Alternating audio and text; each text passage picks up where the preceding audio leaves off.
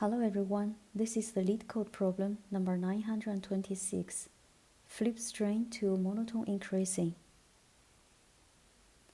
A binary string is monotone increasing if it consists of some numbers of zeros, possibly none, followed by some numbers of ones, also possibly none. You are given a binary string S. You can flip Si, changing it from 0 to 1 or from 1 to 0. Return the minimum number of flips to make S monotone increasing. Here are some examples. Example 1, given 0, 0, 1, 1, 0, the minimum number of flips is 1. Example 2, given this string, there are two ways of flipping. Flip this 1 to 0 and this 0 to 1, 2 flips.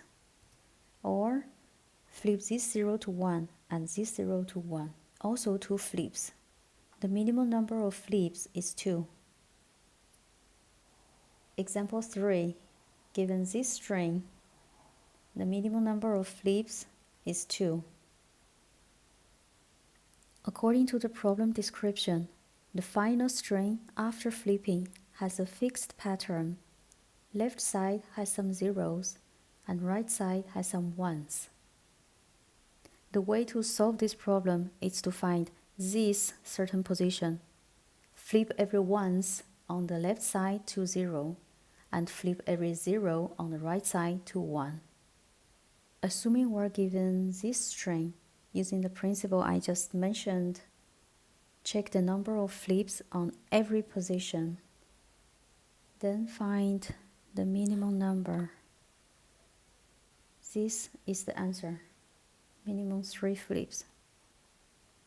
Here is the code. First, count the number of zeros. Start from the very beginning of the string. Left side doesn't have any numbers yet, so left side has 0 number of 1. Right side has all the zeros in the string.